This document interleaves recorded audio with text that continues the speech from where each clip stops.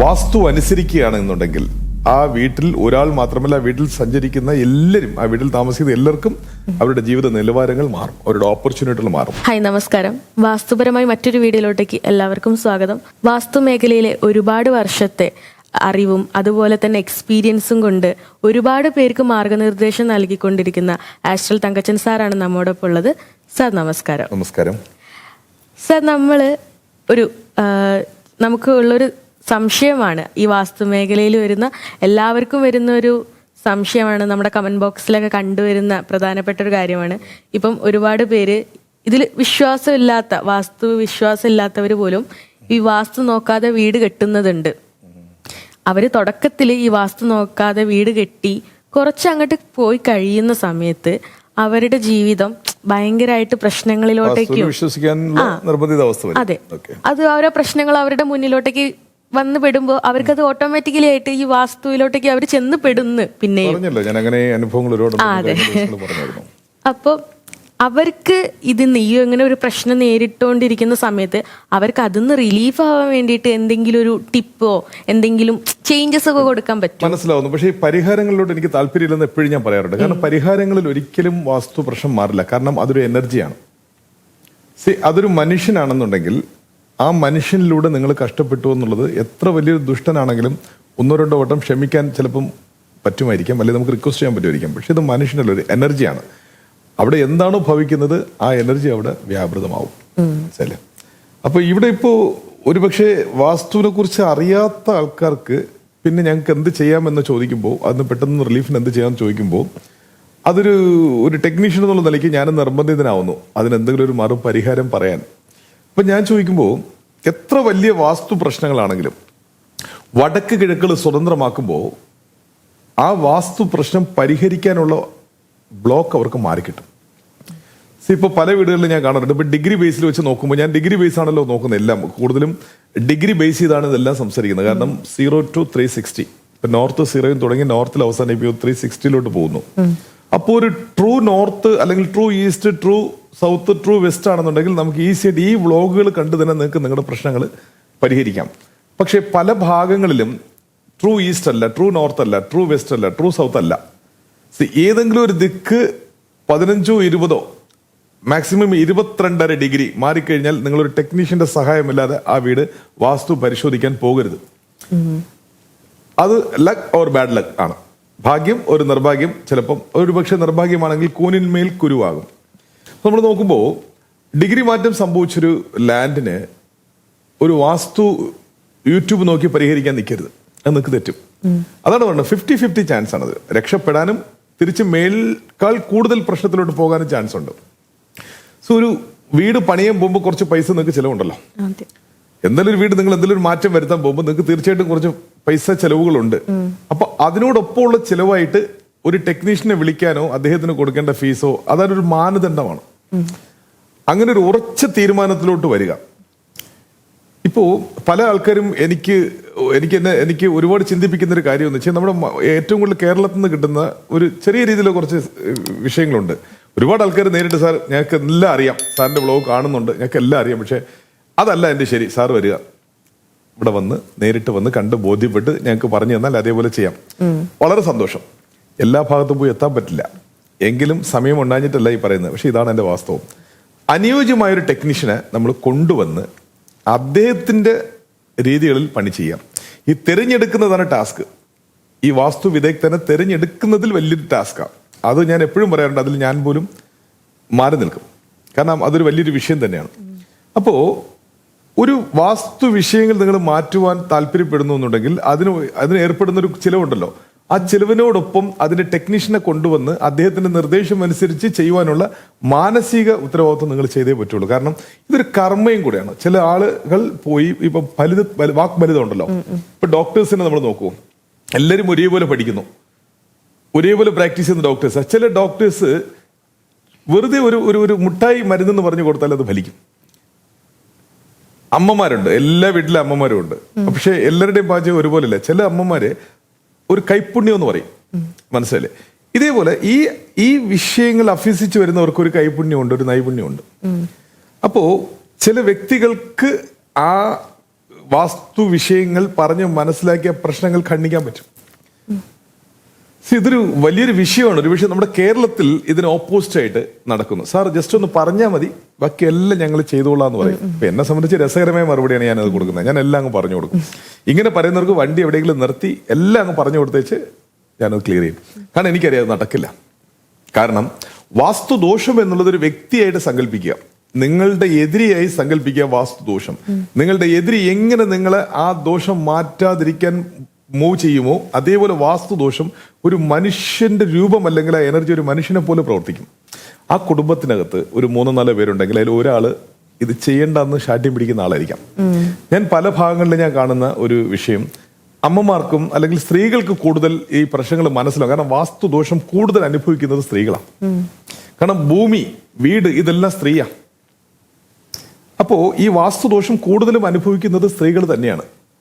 ഇനി പുരുഷന്മാര് കുറച്ച് സ്ട്രഗിൾ ചെയ്യുന്നുണ്ടെങ്കിലും ആ സ്ട്രഗിളിന്റെ പകുതിയും ഈ സ്ത്രീകളാണ് മനസ്സിൽ ചുമക്കുന്നത്. ഒരു മാനസിക സമ്മർദ്ദവും അത് അവരുടെ ജീവിതശൈലിയെ മാറ്റും. അപ്പോൾ ഞാൻ പല വീടുകളിലും പല ഫോൺസിലും കണ്ടിട്ട് സാർ ഈ സാറ് പറയുന്ന രീതിയിലെല്ലാം ഇവിടെ സംഭവിച്ചു കഴിഞ്ഞു, പക്ഷെ എന്തെങ്കിലും ഒന്ന് ചെയ്യാന്ന് വെച്ച് കഴിഞ്ഞാൽ ഗൃഹനാഥൻ സമ്മതിക്കുന്നില്ല, അദ്ദേഹത്തിന് ഇതിലൊന്നും വിശ്വാസമില്ല, അപ്പൊ എനിക്കൊന്നും ചെയ്യാൻ പറ്റില്ല. അപ്പൊ ഞാൻ പിന്നെ ഇപ്പൊ നമ്മൾ ജ്യോതിഷം ഹാൻഡിൽ ചെയ്യുന്നുണ്ടേ അതൊരു കർമ്മ, ആ സമയമായിട്ടില്ല എന്ന് വയ്ക്കും. ചില ആൾക്കാർ എളുപ്പത്തിൽ സാറ് ഞങ്ങൾ എല്ലാ വ്ളോഗും കാണാറുണ്ട്, സാറ് പറഞ്ഞല്ല സാറ് ജസ്റ്റ് ഇത് ശരിയാണോ തെറ്റാണെന്ന് പറഞ്ഞാൽ മതി, ഓക്കെ ഞാൻ നോക്കിക്കൊള്ളാം. അവരോടും അവർ ചോദിച്ച മറുപടി മാത്രമേ പറയുള്ളൂ. ചില വളരെ ഇപ്പൊ ഞാൻ ഈ ഷൂട്ടിന് വേണ്ടി വരുന്ന വഴിക്ക് രസകരമായ ഒരു ക്വസ്റ്റ്യൻ ഉണ്ടായിരുന്നു. സാറ് ഈ വീടിന്റെ കന്നിമൂലയിൽ പുളിമരം നിൽപ്പുണ്ട്, അതവിടെ നിൽക്കാമോ ഇല്ലയോ? അപ്പൊ ഞാൻ ചോദിച്ചു ഇതൊരു വാസ്തു ചോദ്യമേ അല്ല, കന്നിമൂലയിൽ വലിയ മരങ്ങൾ നിൽക്കുന്നതിന് ഒരു കുഴപ്പമില്ല, സാരമില്ല, പറ്റുള്ളൂ. പക്ഷെ അവിടേക്കൊരു ചാൻസ് ആയിരുന്നു എന്നോട് സംസാരിക്കാനും. പക്ഷെ അദ്ദേഹം ആ ചാൻസ് ഉപയോഗിക്കാതെ പുളിമരത്തിനെ കുറിച്ച് മാത്രമാണ് ചോദിക്കുന്നത്. എന്തായാലും ഞാൻ ഫോൺ എടുത്തു സംസാരിക്കുന്നു. അപ്പൊ പുളിമരത്തിനെ കുറിച്ച് ചോദിച്ചു, ഞാൻ പുളിമരത്തിനെ കുറിച്ച് പറഞ്ഞു. വേണമെങ്കിൽ ഒന്നുകൂടെ കൺഫേം ചെയ്യാമായിരുന്നു, ഞങ്ങളുടെ പ്രധാന വാതിൽ എവിടെയാണ് ശരിയാണോ, ഞങ്ങളുടെ സെപ്റ്റിക് ടാങ്ക് ഇവിടെയാണ് ശരിയാണോ, ഞങ്ങളുടെ വേസ്റ്റ് വാട്ടർ ടാങ്ക് ഇവിടെ ശരിയാണോ, അല്ലെങ്കിൽ ഞങ്ങളുടെ കിച്ചൺ ഈ പോർഷനിലാണ് ശരിയാണോ. ഫോൺ എടുത്ത് സംസാരിച്ച് കഴിയുന്നു.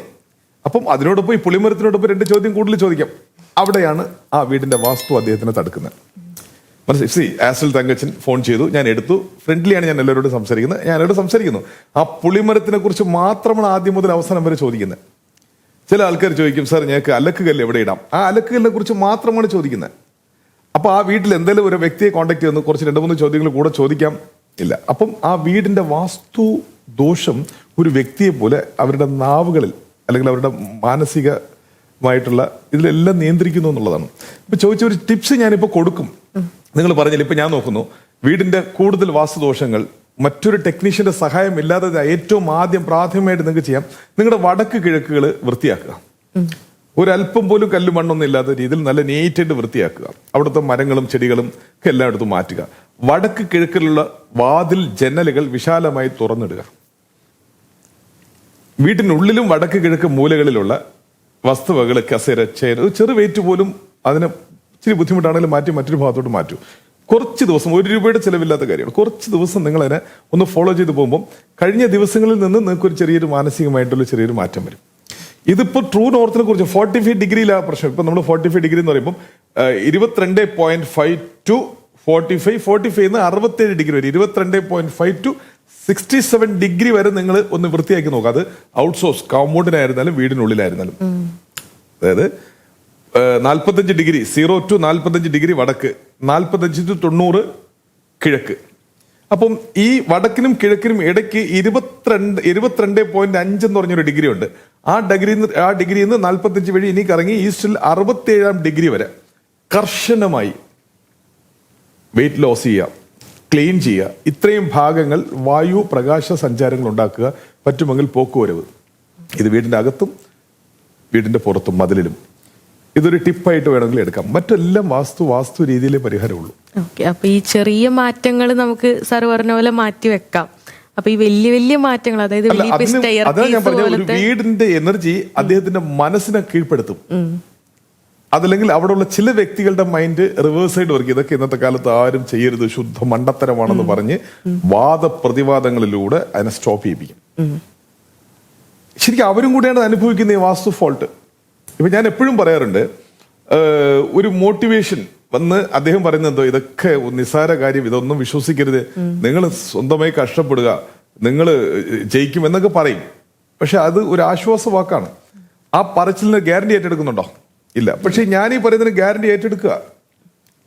ഒരു മനുഷ്യൻ കഷ്ടപ്പെടുന്നുണ്ടെങ്കിൽ സുഹൃത്തെ, ഇത്തരം ഫോൾട്ടുകളിലൂടെ കൂടെയാണ് നിങ്ങൾ ഈ കഷ്ടപ്പെടുന്നത്.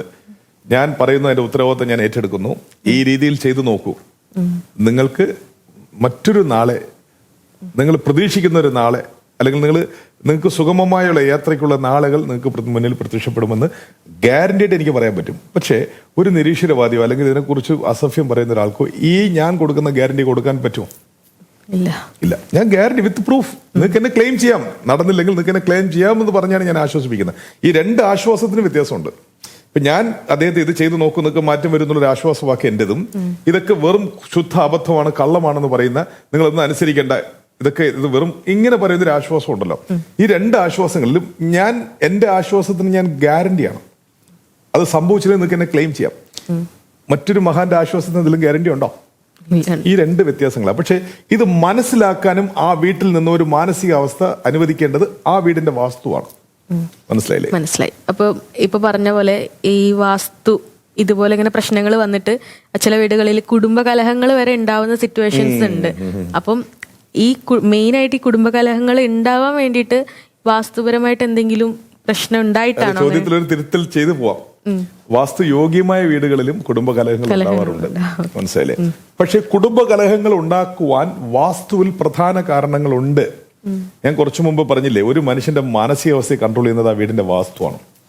ഒരു ഉദാഹരണം, ഭയങ്കര സ്മെല്ലി ആയിട്ടുള്ള ബാഡ് സ്മെല്ലുള്ള റൂമിനകത്ത് ഇരുന്ന് കഴിഞ്ഞാൽ നിങ്ങൾ എത്ര നല്ലൊരു മൂഡിലുള്ള ഒരാളാണെങ്കിലും കുറച്ച് സമയത്തേക്ക് ആ റൂമിൽ നിന്ന് പുറത്തു വരുന്നത് വരെ ആ റൂമിനുള്ളിൽ നിന്ന് അനുഭവിക്കുന്ന ആ ഒരു ദുർഗന്ധം നിങ്ങളുടെ മാനസികാവസ്ഥയും നിങ്ങളുടെ സംസ്കാരത്തിനെയും നിങ്ങളുടെ മുഴുവൻ ശൈലികളെയും മാറ്റും. നമ്മുടെ പുരികം, നമ്മൾ എപ്പോഴും ചിരിച്ചുകൊണ്ട് സംസാരിക്കുന്ന ഒരാളായിരിക്കാം, പക്ഷെ ഒരു സ്മെല്ലിനുള്ളിൽ നിന്ന് നിങ്ങൾ സംസാരിക്കുമ്പോൾ ആ ഒരു പുഞ്ചിരിയോടെ നിങ്ങൾക്ക് ഒരിക്കലും സംസാരിക്കാൻ പറ്റില്ല. ഇത്രയും നിസ്സാരമായ എന്നൊക്കെ ഉദാഹരണം ഞാൻ തരികയാണ്. അങ്ങനെ ഇരിക്കുമ്പോൾ അദൃശ്യമായ ഒരു ശക്തി വീട്ടിനുള്ളിൽ നെഗറ്റീവ് എനർജി അല്ലെങ്കിൽ നെഗറ്റീവ് ഫോഴ്സ് എന്നുള്ള രീതിയിൽ പ്രവർത്തിക്കുമ്പോൾ നിങ്ങൾ അറിയാതെ നിങ്ങളുടെ നട, ഉടൈ, ഭാവന എല്ലാത്തിനും മാറ്റം ഉണ്ടാവും. അത് റെഗുലർ ആകുമ്പോഴത്തേക്കും നിങ്ങളുടെ ജീവിതശൈലിയിൽ അത് കൈവച്ച് കഴിയും. പക്ഷെ ഇത് മെല്ലെ മെല്ലെ സംഭവിക്കുന്നതോട് നിങ്ങൾക്ക് അറിയുന്നില്ല. സമാന്തരമേ മറ്റെന്തെങ്കിലും നിങ്ങളുടെ മുന്നിലൊരു തെറ്റ് സംഭവിക്കുമ്പോൾ ആ തെറ്റ് കാരണമാണ് എന്ന് നിങ്ങൾ അഡ്രസ്സ് ചെയ്യുന്നു. പക്ഷെ ആ തെറ്റ് സംഭവിക്കാൻ ഈ വീട് കാരണമാണെന്നുള്ളത് നിങ്ങൾ അഡ്രസ്സ് ചെയ്യുന്നില്ല.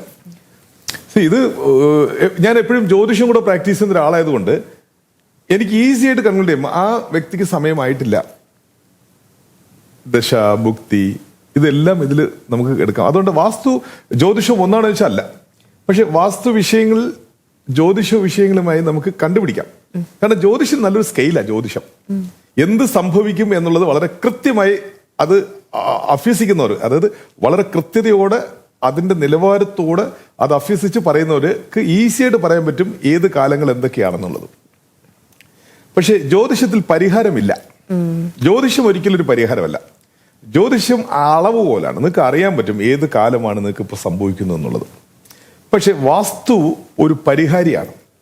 വാസ്തു അനുസരിക്കുകയാണ് എന്നുണ്ടെങ്കിൽ ആ വീട്ടിൽ ഒരാൾ മാത്രമല്ല, വീട്ടിൽ സഞ്ചരിക്കുന്ന എല്ലാവരും, ആ വീട്ടിൽ താമസിക്കുന്ന എല്ലാവർക്കും അവരുടെ ജീവിത നിലവാരങ്ങൾ മാറും, അവരുടെ ഓപ്പർച്യൂണിറ്റികൾ മാറും.